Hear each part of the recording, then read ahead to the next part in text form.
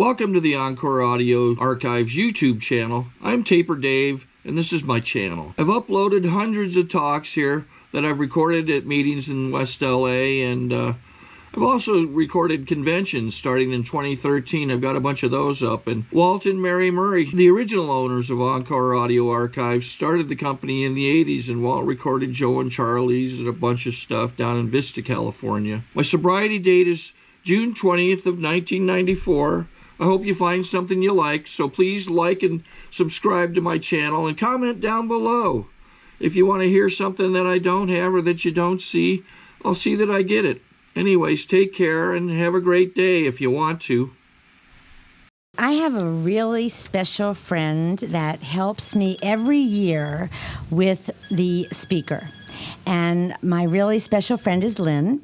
She helps me find the speaker, and she helps me to always listen to it and tells me how that she feels about the speakers, and then I listen to them myself. And you know what? She told me about our speaker for today, and I just listened to him, and I said, this is it. This is the one. He's just wonderful. So it's my great privilege and honor to introduce to you today Josiah from Burbank.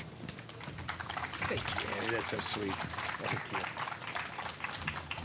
Everybody, I'm Josiah. Nice to be here. Thanks for having me. You know, we just read the traditions. The 11th tradition says something about attraction rather than promotion, and this is pretty attractive. This is pretty attractive. You know, when I see newcomers come into Al-Anon and they sit in some church basement on a folding chair, I just think to myself what it was like when I first came in, and I think, you've got to be pretty miserable to be willing to come into some of the crappy rooms that we have meetings in. And this is nice. This is something that I would want to do. And I've spoken in Saskatoon in Canada. Not necessarily a glamour spot, and in Vancouver, Washington in the pouring rain, and in Texas in really bad humidity, and I'll take this. I got to drive up here with the top down, and it's really nice. I want to thank you all for having me. Thank you, Annie, for making the arrangements. Annie was standing back here behind the podium up on her tiptoes. A little secret.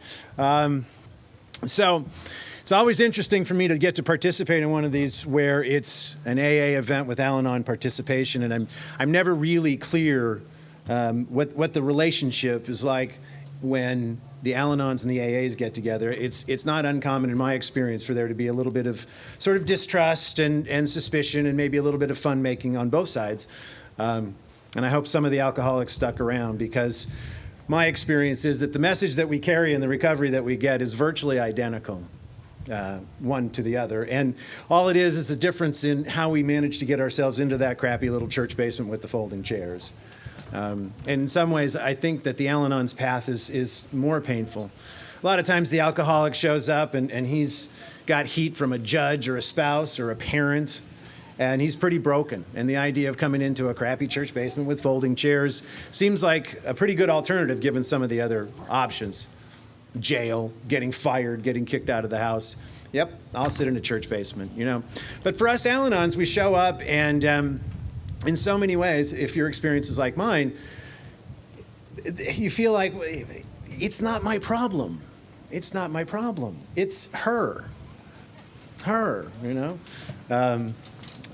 I know an old timer in Al-Anon talks about how we have to get over the she's, you know, and that's what it is. And for me, when I first came in, I came in, my primary qualifier, the thing that got me willing to go to that church basement, was a teenage daughter who was using drugs and alcohol. And I had really done everything possible that I could think of, and I'm a pretty smart guy, to get her to stop, you know, to talk her into it, or to trick her into it, or to coerce her. And nothing would get her to stop. And so somebody suggested Al-Anon, and I showed up, and I was pretty sure, given the smiles on your faces, that you all had figured out how to get her to stop, and then I would listen to you and figure out what it was I had been missing, and then everything would be okay. Because God knows that I'd said it over and over again, and I'd said it in different ways, and I'd said it louder, and nothing worked. And so I went to some Al-Anon meetings, and it was the weirdest thing. You guys weren't talking about how you made her stop. In fact, here's a little secret, alcoholics, you weren't really talking about her much at all. And so I was really kind of confused and frustrated. And that first experience with Al-Anon was one I walked away from after a few months. And it wasn't until a couple of years later that that daughter of mine was living with me and not deep into her disease and making me just as crazy as she always had that I came back. And this time, because she was a little bit older and the behavior was a little less extreme, I guess I didn't feel so compelled to absolutely have to make her stop. But I did know something was desperately wrong. I was really unhappy and uncomfortable, and I knew that if she would just behave differently, it would be okay. But something had to change. And so when I came back the second time, I started to realize that the reason you weren't talking about her and the reason that you weren't talking about how to make her stop was because that you've moved on to better things that were more productive, more likely to have some successful results. And what I learned is that when you say in your readings, when we say in our readings, that in the traditions that we actually use the 12 steps of Alcoholics Anonymous ourselves for our own recovery, I finally got it. I got it. It was a matter of I have to stop focusing on her and how I'm going to make her change her behavior to make me feel better. And I had to figure out a way to make me feel better, regardless of what her behavior was. And so I did, you alcoholics will recognize this, what we do in Al-Anon. I got a sponsor, and I started taking the steps with that sponsor, and I started reading the literature, and I started going to meetings and taking commitments there. And I started to figure out what it was I could do about myself. And so when I have this kind of an opportunity to talk about recovery, I like to talk about the steps because I really do think that they are the key to recovery. And there's no doubt that going to meetings is very helpful. Just to know that I wasn't the only person who couldn't handle his daughter, just to know that other people felt the way that I did was a great relief. And the fellowship and not feeling so alone was really very powerful for me. But that has a tendency to sort of go away as soon as you're away from that church basement. And so for me, the way that I found some lasting changes, some lasting recovery, is to examine my life through the steps. In one of our Al-Anon books, it says that if we're willing to engage in the spiritual discipline of the 12 steps, our lives will be transformed. And it's a powerful statement, and it's a true one in my experience. And my first exposure to the first step, we admitted we were powerless over alcohol and that our lives had become unmanageable, was one that many of us in Al-Anon have where we hear something and we think, boy, if she could only hear that. Because she was the one who was powerless over alcohol and drugs, and it was her that had unmanageability all over her life. But what I soon came to realize is that I was very, very powerless over alcohol as it manifested in her. And, although I didn't want to admit it, my life was unmanageable. I blamed her for that for a long time, but my life was unmanageable. And my favorite example of that, I didn't realize this was a first step experience when it happened, obviously, but as I thought back on it, doing some inventory work, I realized what a vivid example of the first step in the life of an Al-Anon this was. So my daughter's a teenager. I somehow come to know that she's at a friend's house across town and that bad things are happening. I don't remember the details, except that when I get there, there's police cars with lights going. And they've been breathing things out of paper bags and getting high. And so I get her in the car. I'm in the white family minivan. Right? And we're driving back home, and I'm doing what I do, which is, wah, wah, wah, wah, wah, wah, wah, wah, wah. Again, telling her how she can't do that, you can't behave this way, la, la, la, la, la, la, for the umpteenth time. And so we're about halfway home. I'm at a stoplight, and I'm going on. That's why they call it Al-Anon and on and on. And suddenly, I'm talking to thin air. She just bolted. Gone. Doors open, and I'm sitting at this light, and the light changes. And I'm powerless over alcohol, and my life is completely unmanageable. I don't know whether to drive, whether to close the door, whether to try to find her. Classic. And that's just a perfect example of the first step for an Al-Anon.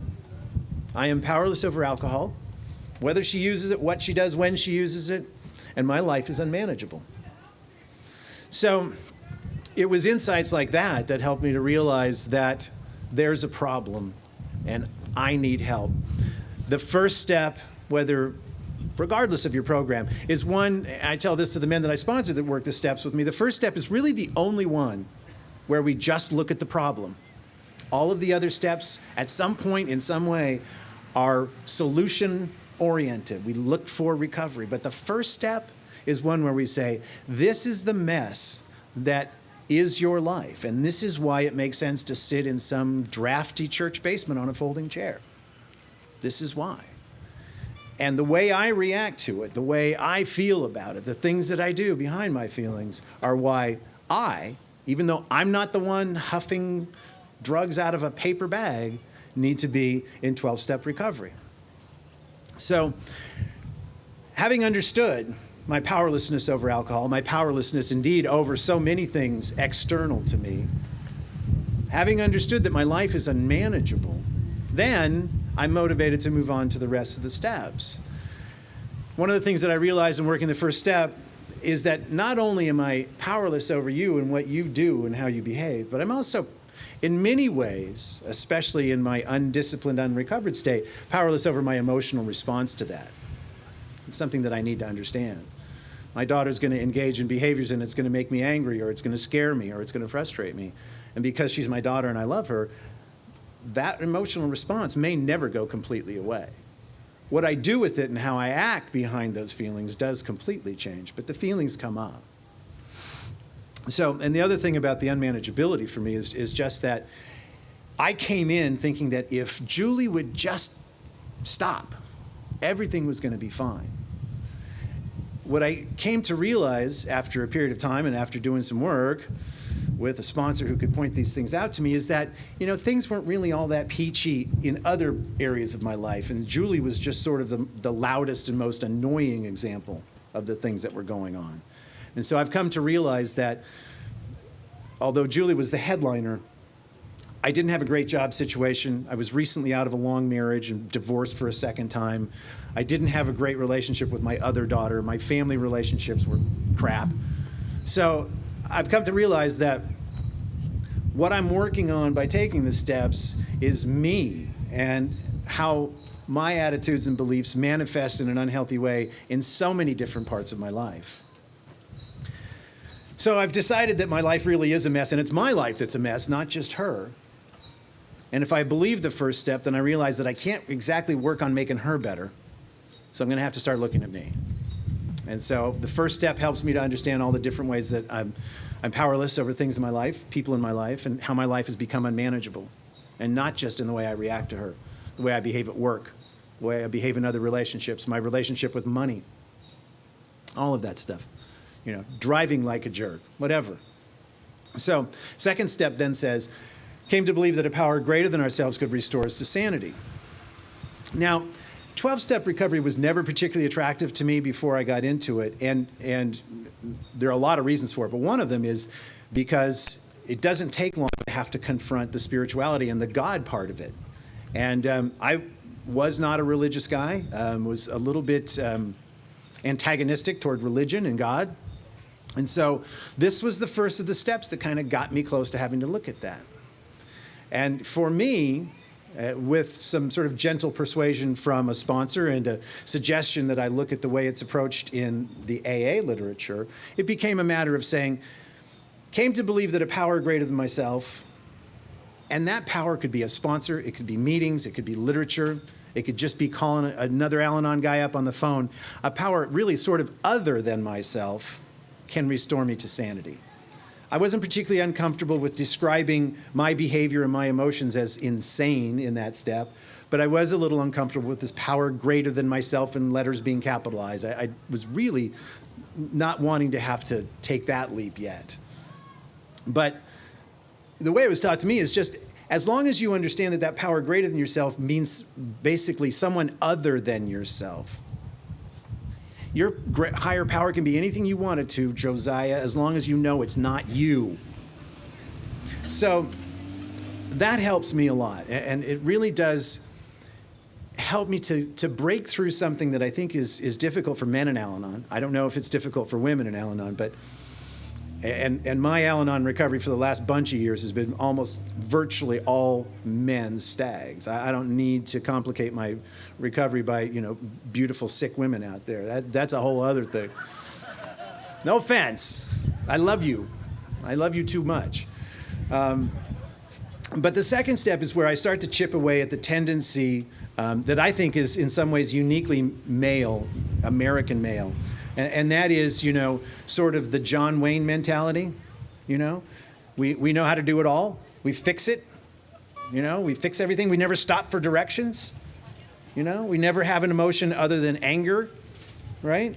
And so the beauty for me is that I'm surrounded by men who have come in because some person in their life, usually some woman, usually a lover, has gone completely off the rails and left, and they have no idea what to do next. And they're so broken and so afraid and so angry that they just come in and say, I don't know what to do. The ultimate stopping and asking for directions. And the ultimate in the breakdown of that John Wayne mentality. We just don't know. And people cry and people get angry and people have a whole range of emotions. And so this idea that a power greater than myself can restore me to sanity, this idea that I ask someone else to guide me and to show me is really pivotal. And, I love the fact that it comes up so early in the steps. The third step says, made a decision to turn our will and our lives over to the care of God as we understood him. And so now I can't dance around anymore. The God word is right there. And my approach to the steps is one that I like to think is sort of a one-size-fits-all, because I sponsor a good number of guys that are some version of atheist. Some of them militantly atheist. And my own sponsor says that he's agnostic. And so I think that the steps can and should be looked at as a process that if you happen to believe in God or have a very specific higher power in mind, that's great, and plug it in and it works, but you don't have to believe in any of that for the process to be a powerful one. So the third step for me is really a lot more about this idea of turning our will and our lives over. Fill in the blank to what? And having worked this step with some really strong atheists shows me that the surrender of it can and is done by people in that place. And I tell my atheists, I say, when you have a surrender in the steps, yours actually requires in some ways more faith than the believer does. Because the guy who believes and says, yes, there's a God and his name is whatever, says, okay, I'm going to turn my will and my life over to that. And I know I'll be taken care of. The atheist sort of says, I'm turning my will and my life over and I have no idea what's on the other end. But I've seen some guys who are atheists and who've worked the steps and had powerful recovery. So for me, the idea of the third step is this one about turning my will and my life over. And, at one point early on, I sort of imagined surrendering all this, turning my will and my life over, would mean that I would end up in a burlap robe with a rope tied around my waist and a tin cup in my hand. And that wasn't right. My home group is up in La Cañada, California, which is a nice neighborhood, and there weren't any burlap robes there at all. The other thing that I thought is okay, I turn my will and my life over to the care of God. Okay, so I wake up in the morning, my eyes open, and I say, okay, God, ready, go. Ready, go. So if I take it to an extreme, that step doesn't make any sense to me. What I've come to believe about the third step is that I'm responsible for the footwork. I'm the guy that's got to show up and do his job. What his bosses think of it, whether the business is successful, is the part that I surrender. I heard it at an AA speaker meeting one time. A guy came back, said he'd been going to meetings in Nashville, and he said, I heard this story from a guy in Nashville AA, and it goes like this. And he said, I won't do the whole accent for the whole story, but thank you. He says, picture life as rowing across a lake. Now, you know that when you row, you're facing the back of the boat, so you're not really sure where you're going, but you row, and you're rowing across the lake. Now, the rowboat of life has a tiller in the back that steers. So what you do is you row God steers. Now, you can get up anytime you want to steer, but if you do, you stop going anywhere. Because God don't row.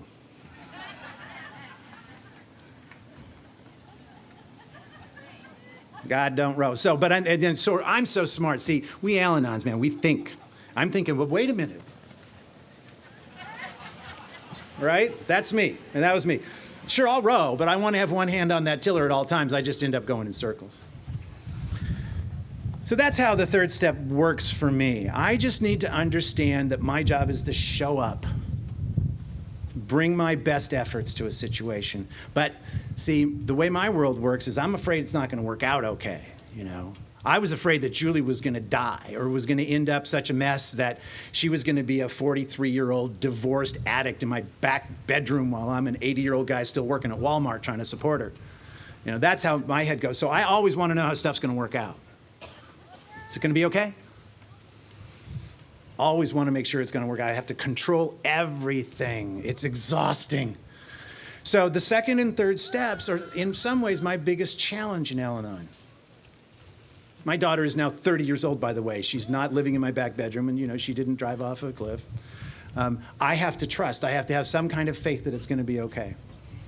And so many of the tapes that run in my head from the way I was brought up tell me that's not true, that this is really a pivotal point for me, the second and third steps. Now, of course, your first time through, people are asking you to do these things and believe these things, and, you know, for me, I just sort of had to nod and give them a blank stare because I didn't have a complete understanding of what I really did believe, and I didn't really understand what they were talking about. So in some ways, the second and third steps, the third step especially, can best be taken by just being willing to keep going in the steps.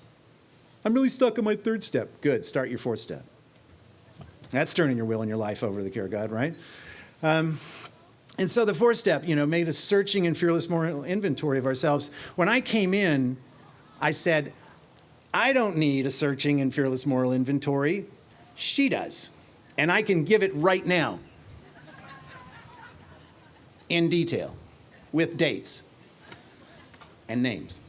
But again, if I really believe my first step, that I'm powerless over her, it doesn't matter if I can take her inventory. It just doesn't matter. You know, how many times do I get calls from guys that I sponsor and they're griping about her, la la la la la la la. I'm like, okay. This is what my sponsor used to tell me. You're right.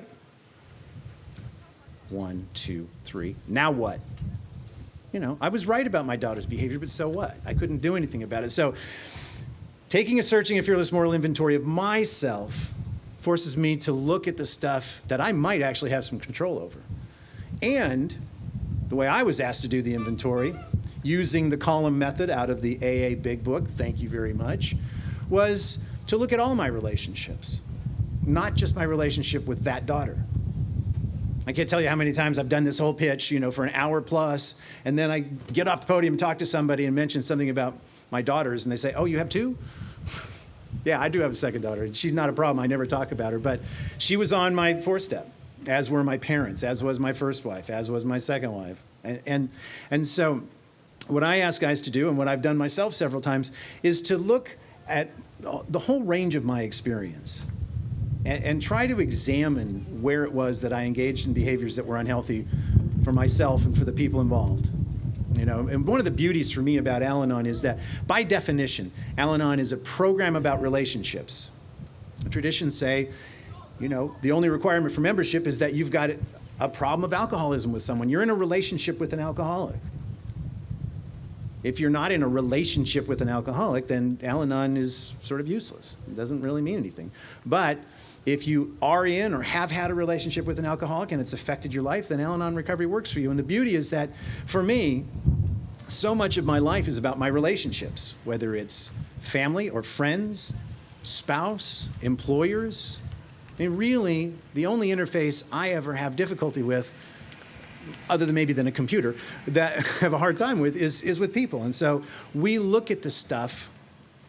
And that's why the fourth step is so great. I write down names. You know, the AA Big Book 4-column example, page 65, you know, Mr. Smith, Mrs. Brown, just people's names. And so that's how I went about it. And I look at, the beauty is that the way Bill set it up is, write the person's name down and then gripe about why you're ticked off at them, why you have a resentment against them. And so you really do get to build up a good head of steam. Julie is this and Julie is that and la, la, la, la, la, It's another Alan on and on. I could gripe and gripe. And so you do that, and then the last column is, okay, now put all of that out of your mind. What's your part in it? What's your part in it? Yes, Josiah, you're right. She is all that. But what's your part in it? Why is this relationship so contentious? And so the fourth step helped me to understand that I was, even when she was a teenager, I was way more up in Julie's business than I needed to be, than I should be. And so I got to understand that I had no boundaries.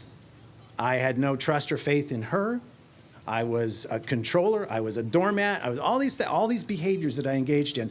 And by doing this inventory on all of the people in my life that mattered, I got to see that this is a pattern that repeated itself. And I got to look at the behaviors I engaged in.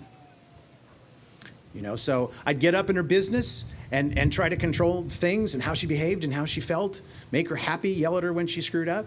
But I didn't have the courage to actually just sit down and have a meaningful confrontation with her and say, okay, this is how it's going to have to be or else. And that happened over and over. It happened in my marriages. And so I looked at the behaviors, and then my sponsor asked me to look at the beliefs about myself and my world that were underneath that. Why do you do that? What is the it's not okay that's underneath all of those behaviors? Running around like a guy who's got a safety net underneath a burning building. What is it that you believe when you engage in that stuff? So the fourth step was my best effort at looking at how I act and what beliefs drive those actions. And then the fifth step says, share with God, ourselves, and another human being the exact nature of our wrongs. The fifth step for me is, okay, so I've done my best to figure out what this stuff is, and then I sit down with the sponsor and go through it in detail. The beauty about that is that I have a tendency to do two things, sort of on either end of the spectrum. One of them is I take responsibility for stuff that's just none of my business. Oh, I was such a horrible father. I divorced Julie's mother when she was such a little baby, la, la, la, la, la, la. It's like, okay, that's not what we're talking about, Or I do the other thing, which is I'm absolutely blind to stuff that is my responsibility because of all of the emotional baggage I have that twists my perception of my behavior and the dynamic in the relationship. And so a sponsor who's got more experience than me and is emotionally distant from the situation can help me to understand that stuff. And we figure out where there are patterns of behavior that we're going to want to look at. I look at my character defects and try to put a label on them. Am I a bully? Am I a liar? Am I a cheat? I really do try to put very plain words on it because I want to be abundantly clear about what it is I do. And so, I had to confess that those were words that applied to my behavior in many different instances. I also try to look at my character assets because a lot of times I undervalue them. What I believe about the things that drive my behavior, what I believe about why I'm in this program, and still in this program after a lot of years, is because I have some fundamental beliefs about myself installed when I was very, very, very young that tell me that I'm not good enough, that I'm not lovable, that I will fail. And so all of my behaviors, all of that unhealthy stuff, all of those relationships that don't work are fueled by those beliefs that were installed so young that I didn't even have words for them. So if I look at my character assets in my inventory, it's going to help me start to rewrite the script that I play in my head about who I am and what I'm worthy of and what I deserve and what's going to happen. That's where it starts. Now, having done the inventory process, I then go to the next couple of steps to try to figure out what to do about it. And sometimes guys get stuck in their fourth step and they're bringing up all this junk and they get really uncomfortable and feel badly. And it's an understandable thing because this is one of the steps, again, where we start to look a lot at some of the problem. But the beauty is that we then segue into the next group of steps, and that's where we get to do something about it. And the 6th and 7th steps are sort of transition steps from all that hard work in the inventory to the amends steps that follow. And the 6th step says we're entirely ready to have God remove all these defects of character. And those of you familiar with the Big Book, you know that Bill Wilson, when he first introduced this step and the next one, kind of blows right through them. And there's about a paragraph for both of those steps. Then Years later, when he wrote the AA 12 and 12, he's got entire chapters to them. And when he talks about the sixth step, he says, this is the step that separates the men from the boys. That's how big a deal it is. This is the step that separates the men from the boys. And he says that because the step says we're entirely ready to have God remove all these defects of character. You know, and let's be clear, even though we come in here sitting in that basement with the crappy folding chairs because life's a mess, we're really comfortable with sometimes and feel safe based on some of the behaviors we engage in. And so the idea that we're going to be completely ready to never nag my wife because we're late. Never. You know, entirely ready to have God remove all these defects of character. You know, never ask my child if she really thinks that's a good idea. So this step says, if you've really decided that some of the behaviors you engage in are unhealthy and you want to change the dynamic of your relationships, you need to be entirely ready.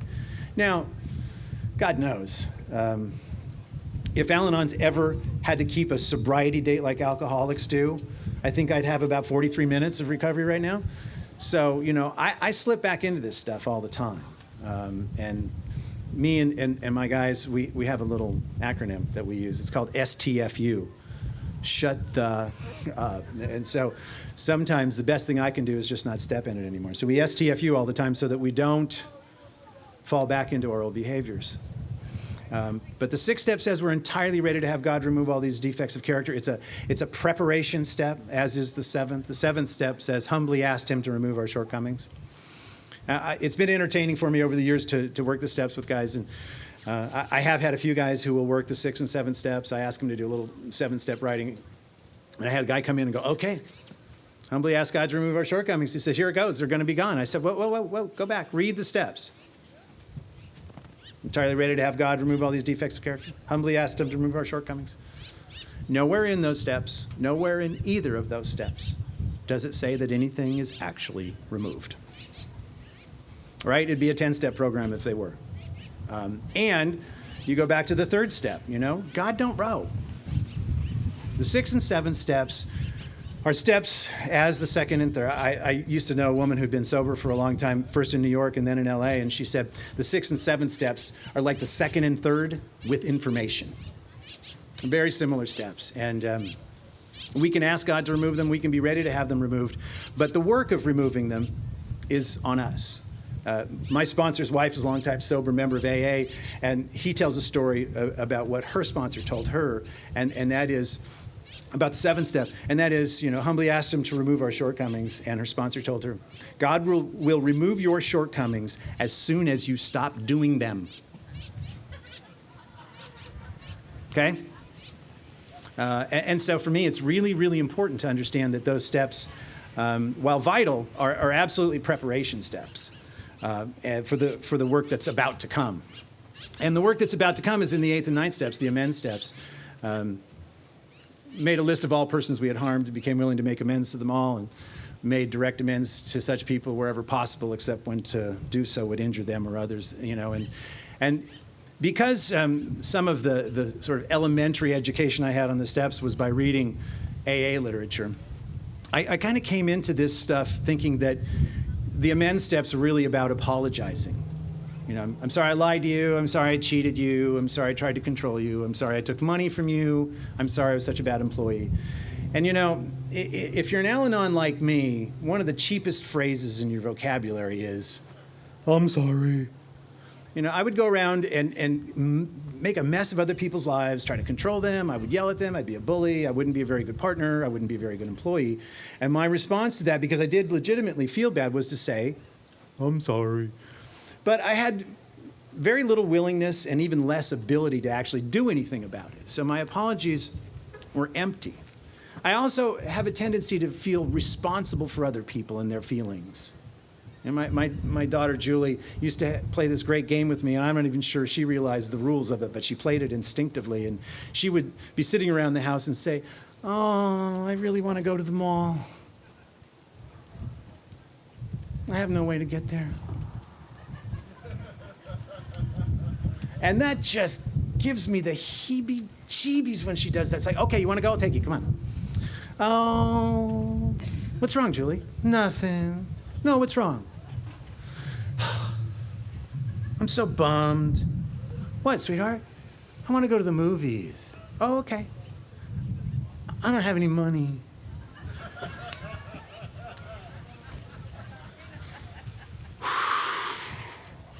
She called me one time, and I had just a minute in Al-Anon, and she said, Daddy.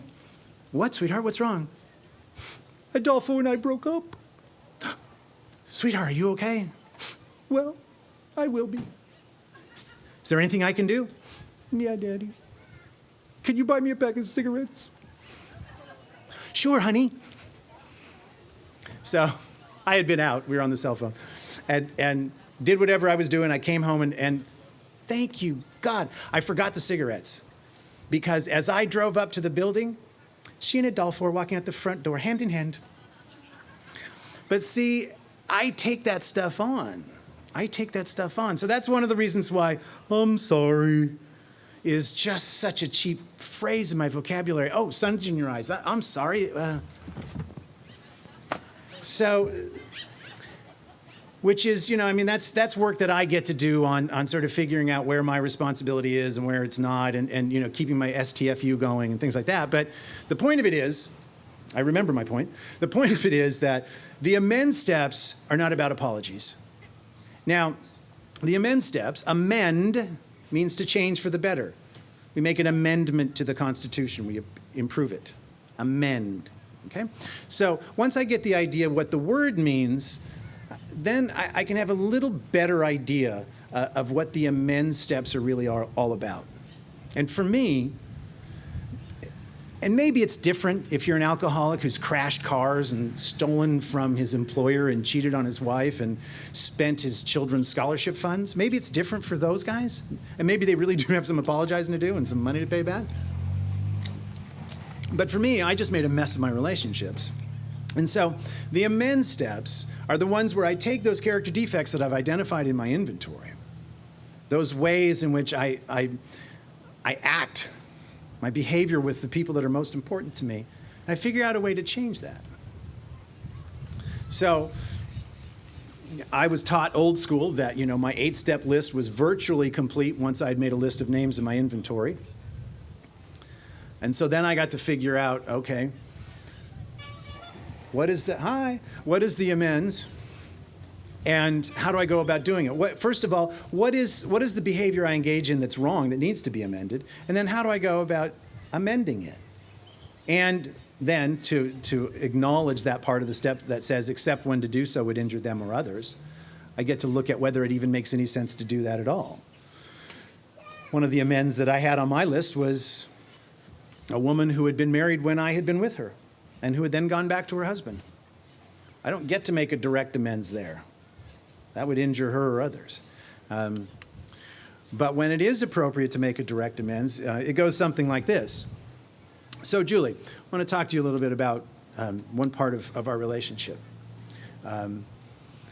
What I know is that sometimes you will express a feeling, and without being asked, I try to make that feeling better.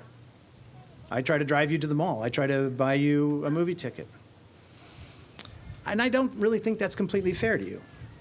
And I don't think it's completely fair to me. So I am going to now allow you the dignity of asking me when you want my help. Now, when I did that, you should have seen her face. She knew the jig was up in some ways. I think, as I said, she had a very sort of intuitive sense of the dynamic of our relationship. She never had to take responsibility for getting her needs met. She would feel guilty if she actually asked me for some of the stuff I volunteered for. Now, the upshot of that has been that if I just sit and listen, if I allow myself to sit through the discomfort of my adorable, beautiful, intelligent daughter having an uncomfortable time, then I have a completely different relationship with her.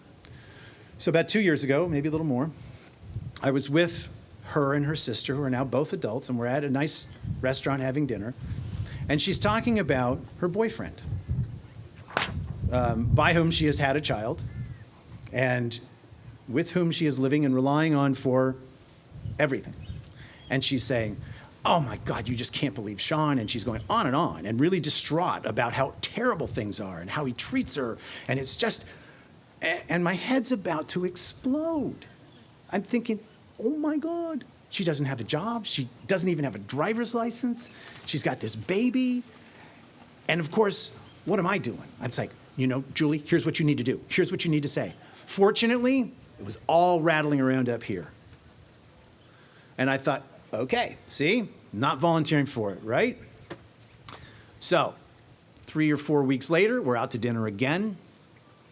And Julie says, oh my God, I love Sean so much. He is so great to me. I can't believe the way he treats me. And I'm just thinking, oh, thank you, God. STFU, I didn't make a mess of it. I didn't say how terrible he was. I didn't help her fix it. So that's one of the ways the amends process works for me. I start to identify the way that I behave in relationships that doesn't work. And I start to figure out a way to make it work. And with any luck, I've gotten some insight into the things that I believe about myself and my world that fuel that, so that I can be clear that the things that I believe deep down inside aren't true. Again, when I hear Julie complain about her relationship, not only do I now have a 43-year-old addict in the back bedroom, but I've also got her screaming child. That's the kind of stuff that and because I divorced her mother when they were little kids, it's all my fault. And everyone knows it. And they'll know it, especially when she comes out with a cigarette and the baby in a dirty diaper, right? He's a bad dad.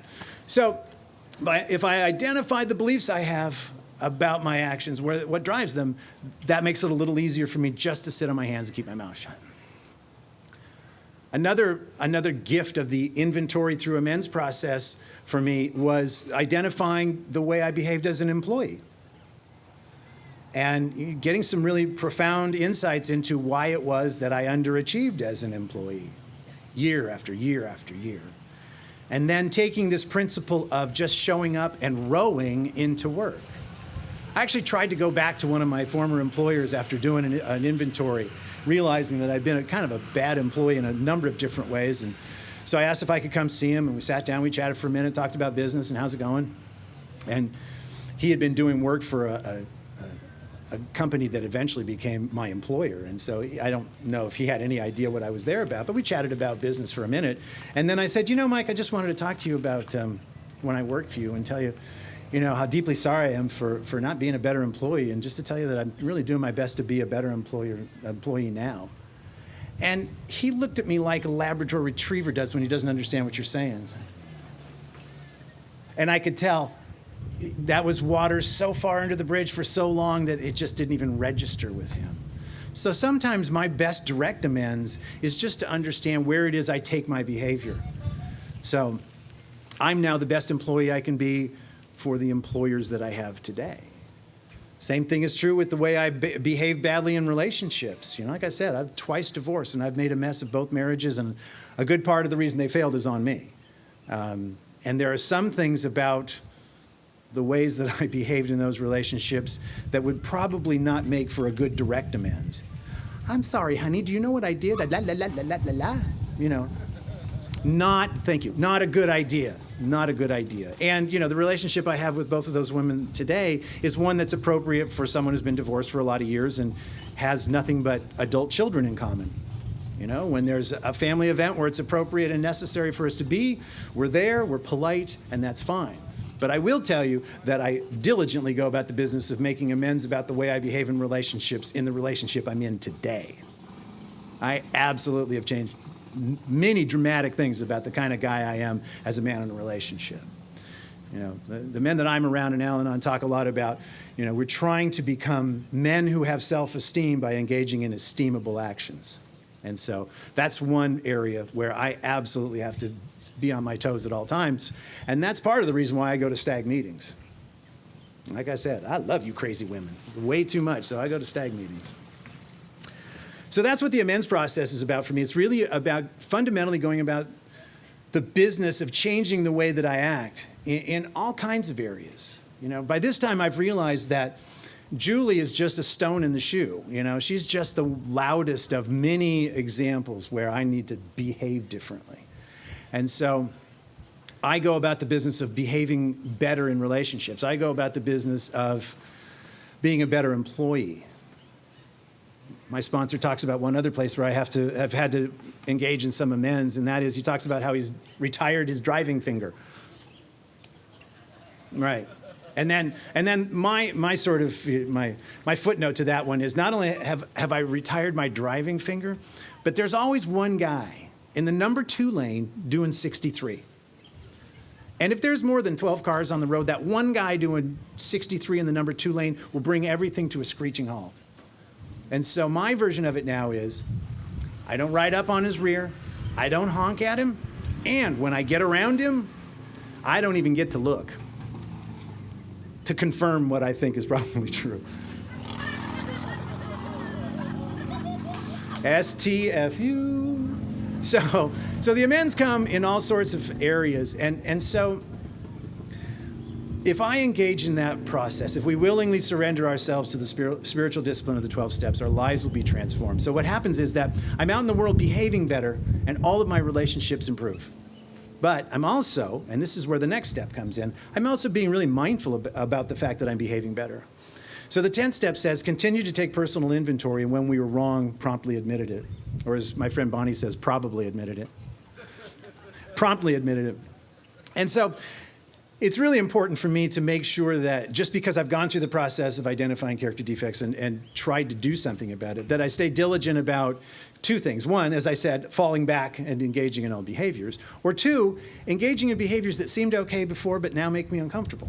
And so I've had to look at the way I approach my finances. I've had to change a number of different things because as I go on the path here, some things just don't really seem comfortable anymore. Stag meetings, good example. So the 10th step asked me to continue to look and be diligent about where I might improve my behavior. But also, and again, this is where I owe a debt of gratitude to the AA literature, it also says we stop and give ourselves credit for the good things that we do. So for me, because so much of the way I act and the way I look at my world is driven by these beliefs I have about myself and about the world, I need to really go about the business of fighting them by constantly engaging in esteemable behavior and then kind of give myself a little credit for it, and say, good for you. So I like to say sometimes, sometimes the most spiritual thing I do all day long is make my bed. Partly because the day is such a wreck, but partly because I'll make the bed and I'll step back and go, good. Took care of myself, my room looks good, it's clean, good, ready to go. And so, I get calls from guys that I sponsor and they're in some sort of a crisis of how much a mess they or their day is. And I say, wait a minute, did you get up today? Yeah. Did you take a shower? Yeah. Wore clean clothes? Yeah. Did you go to work? Yeah. Did you at least do a little bit of work while you're there? Yeah.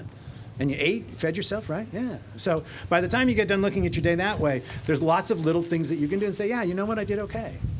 And given some of the ways that I acted before, just saying, wow, all right, you did good. You showed up on work and you tried and you cared. And so what happens is it's a twofold thing. One, because you're behaving differently, treating people better, showing up more responsibly, being less of a pain in the neck to people, everything around you starts to improve.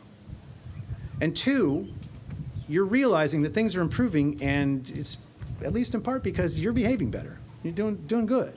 And so it starts to shift a little bit, just a little bit, incrementally, the way I believe about myself, the way I look at the world.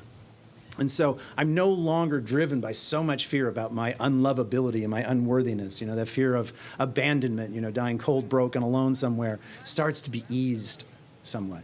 And then it becomes even easier to engage in the proper behaviors because I don't have quite so much fear driving me. So that's the mechanical process of the steps. By the time we've gotten there, we've hopefully gotten ourselves into a place of a little bit more comfort. And then just sort of to make sure that we stay on a good path, the next 2 steps talk. First of all, 11th step says, sought through prayer and meditation to improve our conscious contact with God as we understood him, praying only for knowledge of his will for us and the power to carry that out.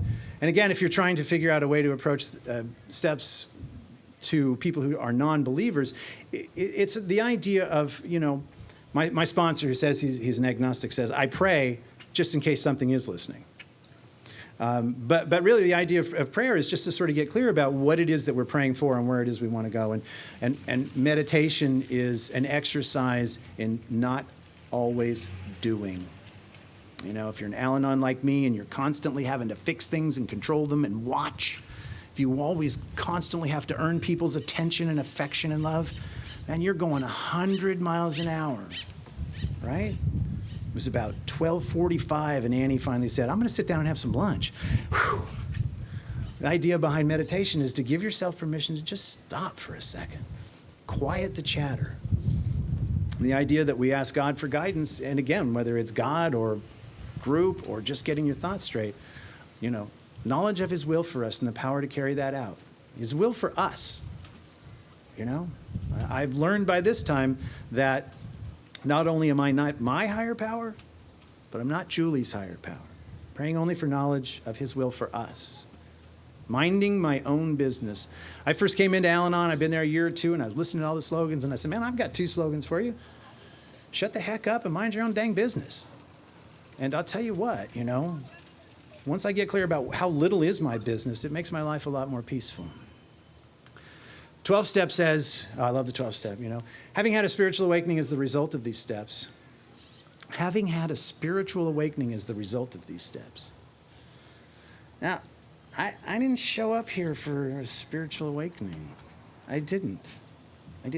I first showed up to try to figure out how to make her stop. And then later, when I was willing to come back, knowing that that wasn't going to happen, I just wanted to know how not to make it more comfortable, make it easier. The fact of the matter is that depending on how we define spiritual awakening, I have had a profound spiritual awakening. I've realized that left to my own devices, because of the things that I believe about myself so fundamentally, I will frequently make the wrong decisions and engage in the wrong behavior. And that it's okay for me to ask for help, and it's okay for me to do things differently. It's okay to trust that things are going to be okay, even if I'm not in the middle of trying to make them okay. Profound spiritual awakening. It's completely shifted the way I look at my world and myself, completely shifted the way that I behaved. Having had a spiritual awakening as the result of these steps, we tried to carry this message to others. And, you know, that's a really interesting one for me because in addition to not coming in here seeking any kind of spiritual awakening, I really had no interest in any kind of service at all. You know, I'm not the guy that joins the Chamber of Commerce. I'm not that guy. And so the beauty about 12-step recovery for me is that it's a selfish program full of selfless acts. And it cracks me up. People thank me for sponsoring them, or I have a meeting at my house every week, and people thank me for that, and people thank me for coming up here, and I think, are you out of your mind? Do you have any idea what this does for me? Any idea what this does for me? And it's not because I have a need for charity in my heart. It's because when recovery is brought to me, it reinforces all the principles that I am learning that help me to improve my life. I can be an isolator, and I can be lazy, and I can be unmotivated. But by sponsoring a lot of guys, I've got recovery coming to me. I can't run, I can't hide. And so if I decide I'm not going to that meeting on Thursday night because I don't want to drive up there, I'd rather hang out with my wife, some guy sponsor me and call me with an issue, and it's right there in my face. So it gets brought to me. So being able to carry the message at whatever level is such a great thing for me. I think my higher power kind of had an idea that I wouldn't go out there and get it consistently. So he just says, good, we're going to bring it to you. And then the last piece of the 12 steps says that we try to practice these principles in all our affairs. And you know, for me, that really is ultimately the message of 12-step, of Al-Anon recovery. You know, you think you came in here because you have a drinking problem? You think you came in here because your daughter was an addict? No, you came in here because your wiring ain't right. And if you actually go about the business of working the steps in a thorough way, then you're going to change your life. And so practicing these principles in all our affairs is ultimately the message. And in the big book, when Bill's getting ready to introduce the inventory, he says, our drinking was but a symptom. We had to get down to causes and conditions. And that's what my Al-Anon recovery is all about. That's what I try to do for myself and for the men that I sponsor. And so my father died suddenly 2 years ago. My mom and dad had been married for 60 years. She was 82 years old. She lived in the middle of BFE nowhere, New York, 2 hours outside of nothing. And the only person she had around was my bat brother about a half an hour away. She had never lived a moment alone. She went from her parents' home to my dad's home. And so I knew, you guys have taught me what it means to show up and be of service. I've called that woman every day since my dad passed. I can count on the fingers of my hands the number of times that I have not called her. That's the kind of ways that I practice these principles in all my affairs. So I came in to Al-Anon thinking that my daughter was the problem. What I've come to realize is that I was the problem. It manifested in unhealthy relationships in my family. That's one way that I've improved my relationships with my family. I had unhealthy relationships with my daughters. My other daughter, the youngest one that I never talk about, sorry, Kelsey, texted me the other day and said, hey, I haven't seen you in a while, let's get together. So yesterday, she and her boyfriend were about to leave from the Burbank airport to go to Las Vegas for the weekend. She said, hey, we're at this bar having a drink. What are you doing? I said, I'm just leaving work. Let's go. So we sat and I got to talk to them. My relationship with my youngest daughter is amazing. We're friends. We hang out. At the time I came into Al-Anon, I was trying to figure out what to do with my daughter. Second marriage had just ended. Long marriage, and it just sort of broke down. I've had a long relationship since then that broke down. 2 months ago, I got married to a woman that I'm absolutely head over heels in love with. And guess what? She loves to drink. When I first started dating her, some of the Al-Anon men that are in my life said, oh my God, you're dating a drinker?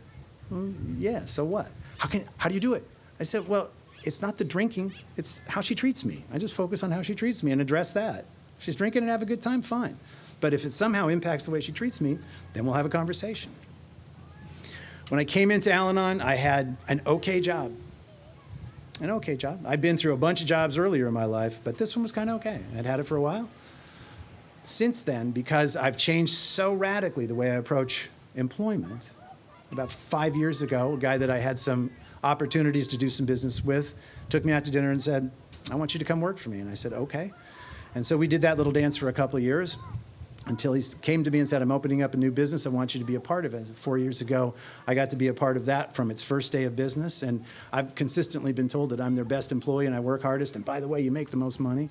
And you know, I don't say this stuff to brag or to say that work the 12 steps and you're going to get a better job or a better relationship. But I do say it to tell you that I had no idea how I could make myself a better person. I had no idea why I wasn't a good person until I got involved in taking the steps and I got an opportunity to be clear about it. And I got involved in a fellowship of men who support each other and help each other. And so what I know is that when I have an opportunity to pitch this stuff, I'm going to say, I don't care if you don't have a problem that qualifies you for a 12-step program. Figure something out, you know, because the 12-step process is amazing to me, and it really does give me an opportunity to make myself a better person, make the people around me happier, and give me an opportunity to hang out in a beautiful place like this on a beautiful day like that. Thank you so much for letting me be here today.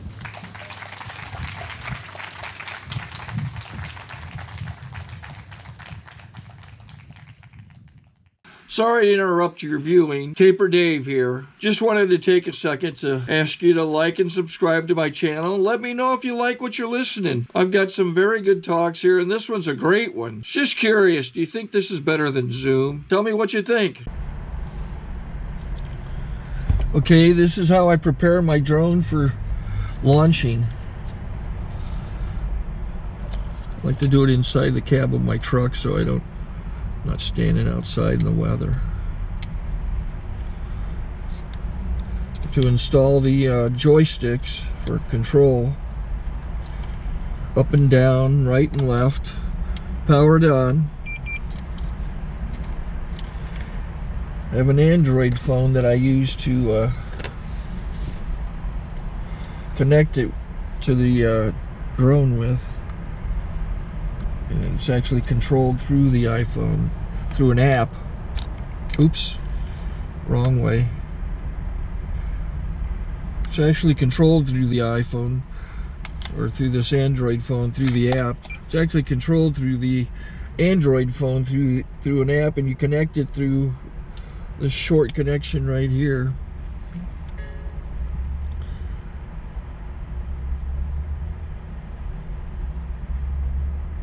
Remote control connected. Remote control's connected. So I pull out the drone. I have to extend the legs long legs extended first, then the short legs. Remove the gimbal protector. Set that aside, then power it on one short burst and one long burst. I lay it down. So I have to go to calibrate. So the drone's not connected yet. It shows you here as this drone gets disconnected, even though the remote's powered on. So the drone has to establish it's connected. So I go into the app to calibration mode. First I'll calibrate the remote controller. Start calibration. Out, in, oop, out, in, up, down, and then this little wheel is to control the gimbal. So it's calibrated. Go to gimbal calibration, start calibration, and then it calibrates the gimbal. I don't know if that shows up. The gimbal's moving all over the place. Changes, you can see it on the video. And I'm calibrated to take off. It's acquired 7 satellites at the moment. There are 26 satellites up in the sky, which it has to acquire before you can take off. So it's connected. It's got enough satellites. This is white. I can go to press this little arrow button, swipe right to take off, and it would start the motors if I slid this to the right. But I'll wait till I get outside. Don't want to do it inside.